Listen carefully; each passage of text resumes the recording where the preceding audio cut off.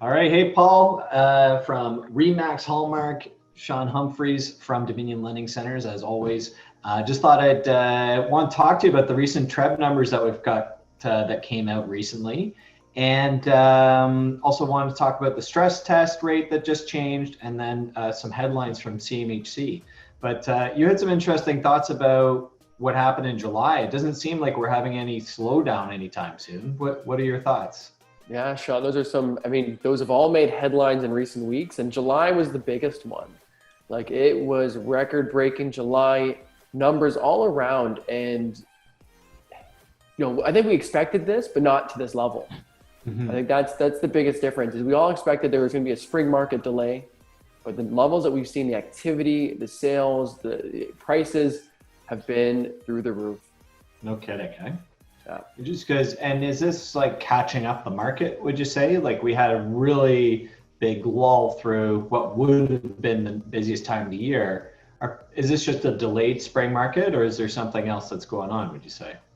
No, it definitely is the combination of a delayed spring market and just the pent up demand and seller movement that wanted to happen, that is interested in happening. I think there's been a big reflection in people's lives the last few months of what's important to them in their home. And, for Torontonians, I know a lot of us, I can speak for myself personally, but it was about the amenities in the community, restaurants, commuting, the strips, parks, all that kind of stuff was high up on my priority list. And for a lot of people, that is. And then when everything changed with social distancing and isolation, and we all had to stay in our houses and parks were closed, restaurants were closed, people started reevaluating the amenities outside versus the amenities that they got inside their house. So the amount of space, amount of home offices, like room for home offices, Right. pools and landscaping. So that got reconsidered. So everyone is basically making a move to make that change in their lives to have the house that they want. Yeah, I've got one client that was really looking in the core of the city, for the last couple of months. And just recently they've said, you know what, we're looking at Stouffville all of a sudden. It's where she's from. It's where, I guess where her heart really is and maybe where she thought and he thought that they would actually end up eventually. So I think people are looking at it like, well, where am I really going to feel happy? What's going to make me, if I don't have to drive down to Toronto for a job, or I don't have to commute to the financial core, where is it that I really want to be? For some people, that's the beach. For other people, that's Stouffville or further out. So I think we're seeing that spread out a little bit more. Yeah, I think, yeah, 100%. Like the people are making decisions. I think what I'm seeing is just the people are pulling the trigger on their decision making. Usually people may think about, hey, upgrading their house in the same neighborhood and say, I just need more space, or upgrading to move outside the city for more land. Those kind of decisions, people are just pulled the trigger a lot quicker because life had slowed down. They had, you're not going out and seeing friends as often. You're not going to as many restaurants. So people really kind of reevaluated. And then as soon as things got opened back up and people got comfortable to, buy and sell again, they were all out. Like everybody was out and doing it. Like it was record breaking levels. Right. Yeah. So why not, right? Like why not go out and buy a house while we're at it? I think people are sick of sitting in their condos. Let's go out and buy something. So Exactly. what were the actual numbers? I know you always put together a slideshow. You're not going to disappoint me this week Oh, with the never, slideshow, are you? No. never, Sean. I got it right I need to here. see the charts. I need to see the numbers. Here I'm we go. visual. I'm very visual. And again, I have these charts prepared. Like I did a couple of these this week. I've had a lot of buyers come up to me and saying, hey, what's happening in the market? And I said, let's sit down and do one of these Zoom calls. And no different than I go through with you. It's the same Yeah. thing, same presentation. See, I'd imagine this has evolved for where before you would just have it like in your pocket and you would pull it out and do like a slideshow right there on the sidewalk with people. Like you've got your paper and your flip charts. Now it's a little bit more professional on Zoom. Is that the case? Well, again, it's just more virtual. Again, I would go to a buyer, meeting them for the first time. Maybe we meet for coffee. Maybe I'm meeting at their house or their condo, and I'd sit down and go through all the information, show them charts, show them statistics, what we're seeing. But I can do it all virtually. I don't need to go to their house. I don't need to meet them for coffee. It's like, hey, let's set up a time. We'll both be at home and we'll flip open our computers and I'll go through my presentation. Right. And buyers love it. Great. They're like, you have a presentation? I'm like, I got a presentation. I'm not surprised anymore, you know? Yeah. I mean, It's getting harder and harder to wow you, Sean. you can keep trying. Let's see how the slideshow goes. I'm sure there'll be some wow moments here. Yeah, let's do it. So, I mean, again, the indicators here leading the way, showings and offers. I thought this was a great one. Broker Bay released their numbers again. They kind of disappeared for a bit, but re-released their statistics. And again, the showings from COVID are way up, and I'm starting to see them plateau at a level of like spring market levels. So there's 80,000 showings in the GTA that we're having. It's kind of on par with which we'd have for the spring market. Right. I don't think we're climbing any higher. There was two little dips, and those were just due to the holidays, Canada Day. Gonna say, yeah, right. that makes sense. Besides that, I think we're plateauing in terms of the number of people showing properties, and that's on par with the spring market level. Right. So kind of like what a spring market would look like. You've got some of your holidays in here, just pushed over to the summer months rather than this big dip in the spring that we had. Yeah, exactly. I mean, I don't have an overlay for like previous years for showings, but it would probably look very similar, just a couple months off. Right. Right. And then again, for offers and new listings, same thing. You have the certain holidays, but all that activity back up to springtime levels. Right. That's great. Yeah. And then, so here's for the sales, average price and inventory. This is where we're at now, the record breaking July. And I think we get a lot of headlines for record breaking July because typically it's slow. July is when people take off. August is when people are away. So when you compare the year over year numbers, they're going to look high. Yeah, sure. Right. But this isn't an anomaly. Like, it's not like this is going to happen every year going forward. You know, next year, July 2021, it's going to be down 10% from the year before. And everybody's going to say, oh my God, the real estate market's crashing. But in reality, this is just a one-off.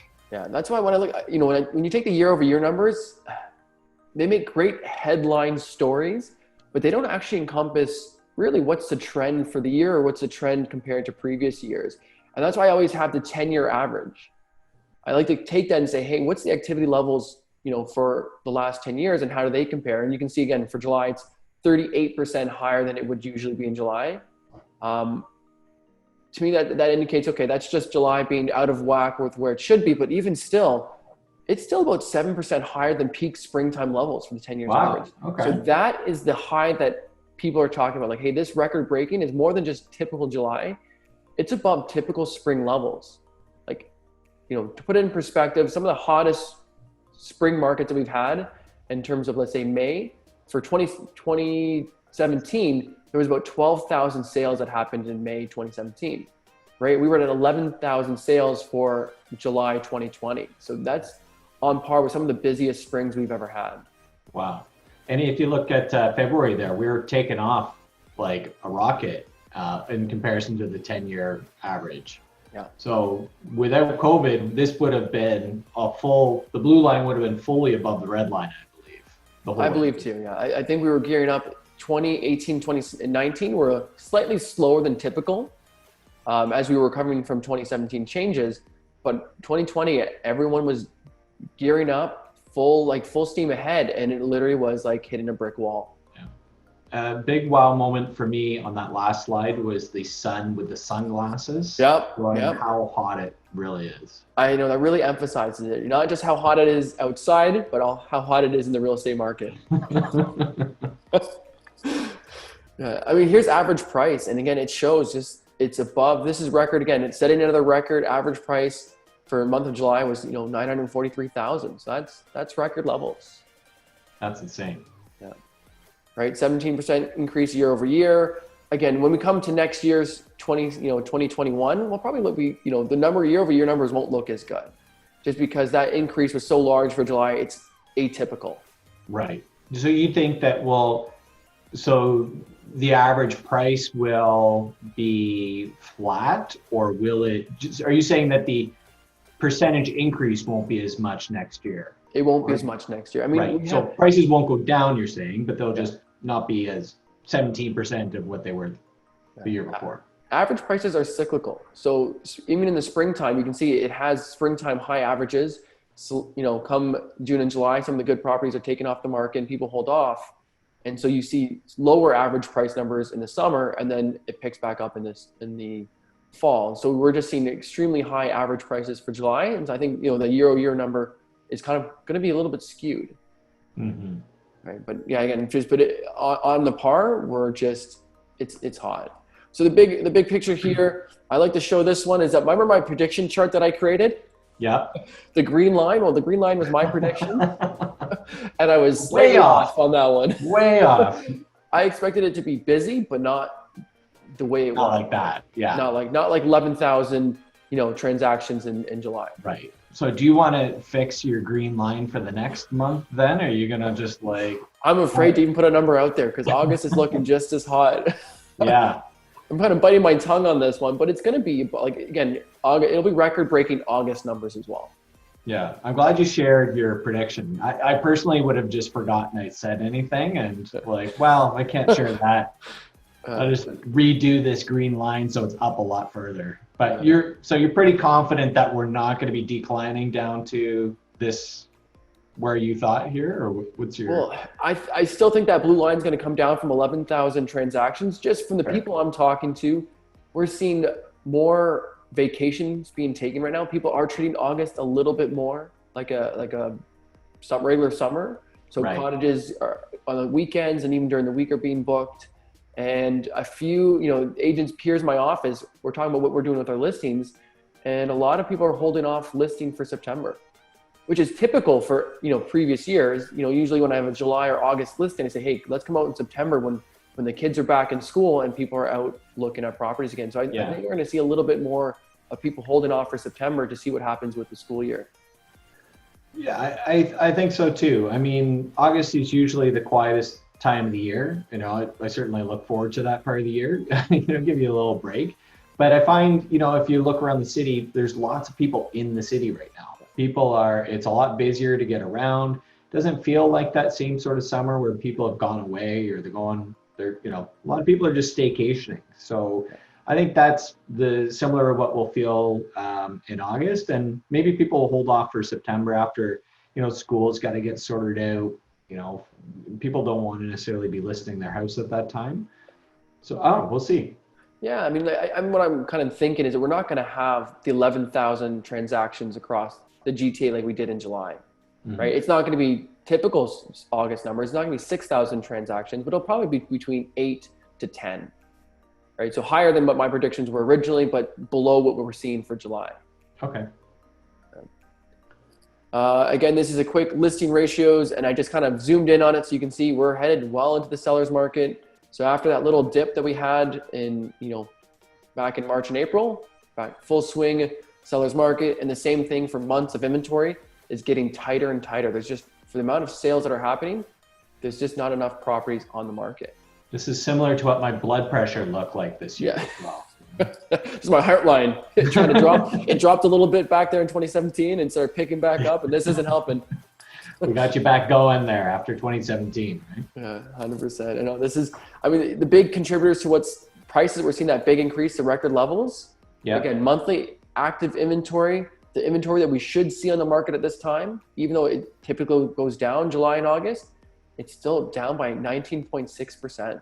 What is this one monthly active number of active listings? Yeah, so usually on the market is how many properties need to be there to sufficiently cater to the demand that's on the market. And so even though summertime things get quieter, we usually typically have closer to 16 to 18,000 properties across the GTA, whether that's condos or houses or townhouses, on the market to service anyone that is looking. So even though that our transactional level has gone up to record-breaking levels, new listings have come back up to sufficient levels, but the amount of inventory that should be on the market to satisfy the amount of people that are shopping, it just isn't there. And that's what's leading to the price increase that we're seeing. Like that 943,000 is the lack of inventory. Yeah. So that to me is the main headline, right? Yeah. Like there's just not enough places for the number of people that want to buy. There's just not enough places for them to go and look at and make offers. It's well below where it should be, even at a slow time of the year. Like even though new listings for July are way up, right? So people are listing their house. It's not like people aren't listing their properties. They're being listed, but we just haven't replenished that lack of inventory that was caused when people pulled their properties off the market back Yeah. in March, April. Right. And this helps. I like this one as the year to date sales. So typically on a given year, this is a 10-year average. We're usually sitting at about 57,000 sales across the GTA. Okay. You know, in 2017 may have been higher than that. You know, there's some variation, but we're still sitting about 10,000 properties less. So at about 47,000 properties sold this year. Right. I think that kind of illustrates the lack of people who've transacted it. Like that pent up demand. It's the fact that we haven't had the normal amount of transactions we usually have. Yeah. So like if you colored that section between the red and the blue, that's all the people that didn't buy this year or didn't that maybe would have. Exactly. So when people say, oh, we're going to have a decrease, I still think that there's all these people sitting on the bench waiting to buy or still wanting to buy that would have typically done that this year.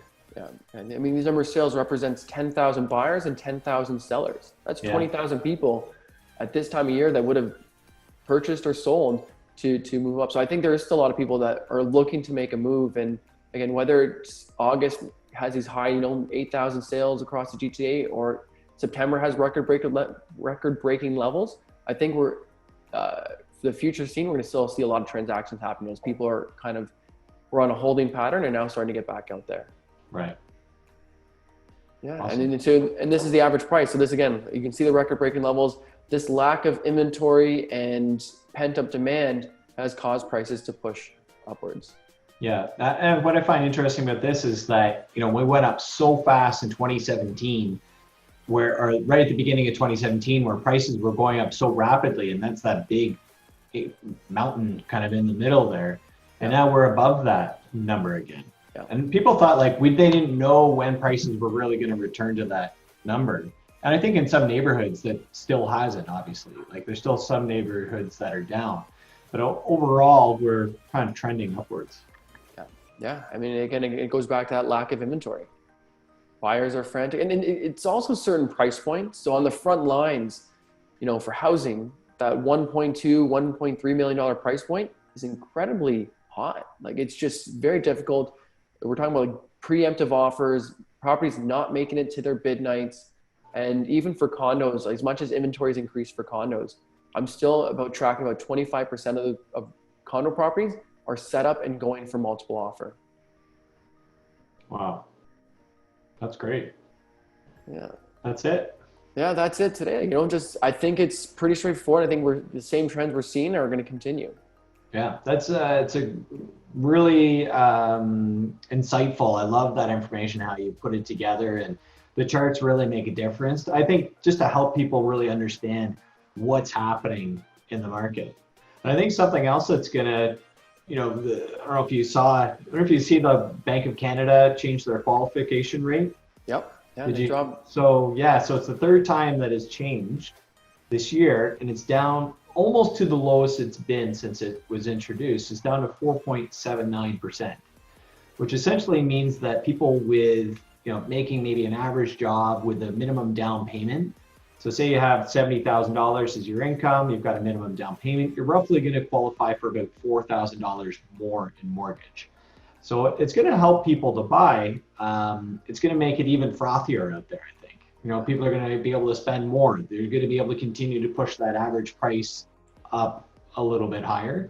But yeah, I think that's just a reflection of where the interest rates are now as well. They've continued to drop. Well, I think it's also kind of hints at the government's intention. They really want real estate to be the leading force out of this economic situation. They are buying millions of dollars a week in mortgage securities to keep interest rates low. Right? We had the record-breaking, 5-year fixed rates drop well below 2%. Yeah. Right? You have them dropping the qualification rate to give buyers more purchasing power. They want the real estate market activity to continue and to stay healthy, to help stimulate the market.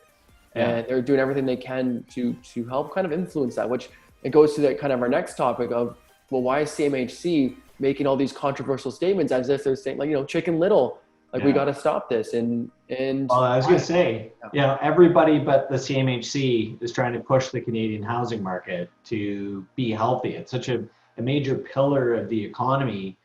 Housing is such a major pillar of the economy that they need but I guess their prediction earlier this year was that in the next 12 months, real estate prices in Canada are going to drop between 9 and 18%.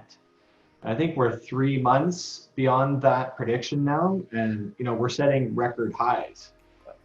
So I can't see it happening. I know some people are worried about when CERB ends, people maybe not being able to afford their mortgages. We've talked about this before, but the people that are most affected by that, by CERB, that are on that, are also the groups that are least likely to own housing. Now, certainly there are a number of people that are on CERB that are receiving it, that do have mortgages, but it's not the majority of those people, where all of a sudden we're going to see this huge influx of supply hitting the market, and that's going to cause prices to go down. I'm not really sure. I'm not really sure what they're trying to get at here. Seems like they're fighting a battle that nobody else is asking them to fight, essentially. Well, I mean, I feel like they kind of doubled down on their original position. Maybe they're afraid to change that stance, but they made a very bold prediction and made adjustments to their practices, and then nobody followed suit. Genworth and Canada Guarantee, talked to the government about, hey, are we still secure at our rates? And the government said, yeah, go for it.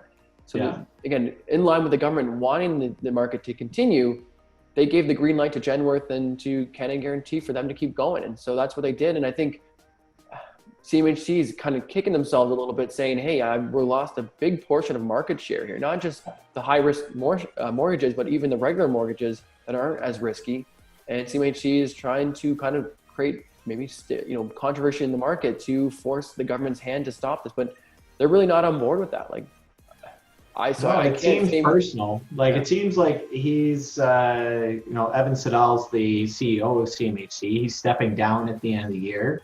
He's more or less come out and said he wants to expose this dark underbelly of the economy, that people shouldn't be buying and having negative equity in their housing.